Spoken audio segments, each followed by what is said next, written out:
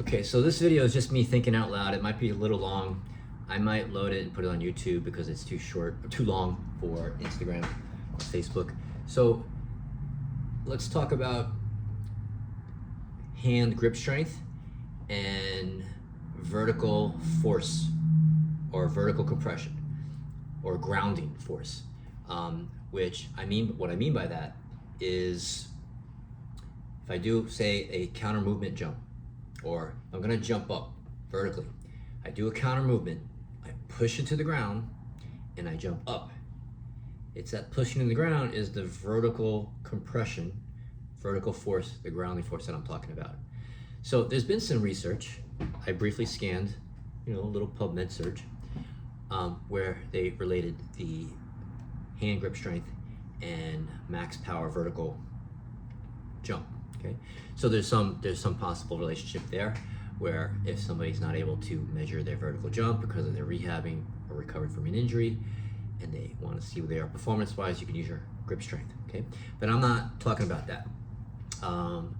What I've been observing in the clinic here, because I use force plates and some other tech, I measure everything. I'm a measurement whore, you could say, is hand grip strength and the maximum vertical force, okay, or grounding forces. And in particular, in cases where someone might be biased on one side more than the other, and if they have symptoms on one side of the body or any symptoms in the body, what does that mean? Okay, as far as how they're moving and how their biases or their habitual way of moving is related to their symptoms. So let's go into a case. Recently this morning, I reassessed a client that I see once every month or two. I design a program, she goes in a program, she comes back, reassessed, writing a program. So she came back and she was doing great, but she was complaining of she had left forefoot pain, second and third metatarsal head. Sounds like some intermittent, like a Morton's neuroma, and she also had some left shoulder pain. Okay, now she's left hand dominant, and long story short, reassessment used the force plates. What we found was her max vertical compression or force, her peak numbers are higher on the left, right? That would explain, okay, her symptoms are on the left forefoot, maybe she's too far forward, and maybe she's pushing down hard, whatever, right? But interestingly enough, if you use other tests, she's more biased on her right, okay? Meaning she's more pre-positioned. Her body is more pre-positioned to ground more on her right. She's all the blocks are stacked from head to toe and toe to head. She tends to be more towards her right, okay? But yet she's showing peak numbers of ground vertical forces on her left. So if you break down the data even more, right? Her maximum force, or her force at 100 milliseconds, right, of vertical force. 100 milliseconds. You know how fast 100 milliseconds is?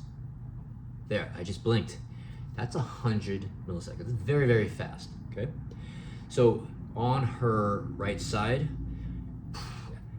at her knee joint, vertical compression, I got it over here, it's about 47% more on her right. At her ankle joint, it's about 71% more on her right. Okay, what does that mean? Well, she produces a heck of a lot more force on her right in a short period of time than her left, even though the left has an overall peak force higher on the left, right? So in order to create a lot of force in a very short period of time, when you blink, you have to be, your body, your joints, your body has to be positioned just the right way. The muscles have to be the right length and get to engage, contract those fast twitch muscle fibers very, very quickly, and that forcefully. Everything has to be aligned, okay? So that's why she's more biased on her right side, okay? And if you look at her postural, you'll see she has that right elevated pelvis rotated to the right, etc. So the way she produces force on her left side, interestingly, is what I call more compensatory. She's able to do it, but because she's biased positionally on her right, that's her go-to position, when she's stressed or when she has to create a lot of force really quickly, but then when she goes on her left, she doesn't get there as well. So she has to find ways to produce force. So even though she can't contract as quickly, higher amounts of force, give her some time, she'll find a way, right? The thing about that is that's not sustainable over time, because eventually there's going to be some breakdown of the soft tissues. So where she has her symptoms is where where the compensation is. That's where the breakdown is. In this case, second and third metatarsal head, bottom of her foot, and her left shoulder. Okay. So based on the assessment, her new program, we had to address some things to create some variability to unload those involved symptomatic areas. So we had to give her some exercises or movements to teach her how to fully escape her right side.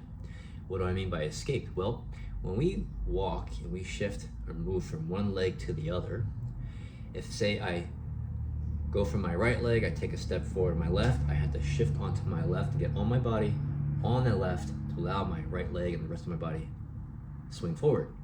So I have to fully escape the right side to occupy the left side. If I tend to bias on one side, I'm going to spend more time there and I'm going to get on the other side, but with the other side attitude, okay? So there's going to be some compensations because the body, there's no right or wrong, the body just has to keep on moving forward. It'll find a way based upon what it senses it has available to it as far as its resources. So in this case, she was overloading her left side in a fragmented compensatory way. That's her non-bias. She was getting there, but she had more of a right-sided attitude doing so. Okay, a lot of novel assessments that will be very evident. You'll see that when somebody stands on one leg, say they stand on the left leg and they balance there for a bit, you'll start seeing their pelvis turning over to the other side, to the right side. That's usually a crude way of seeing that functionally through people's tendencies to move. So in this case, we taught her how to escape that right side, teaching her how to disengage her right side of the body so that she could fully occupy and ground on her left.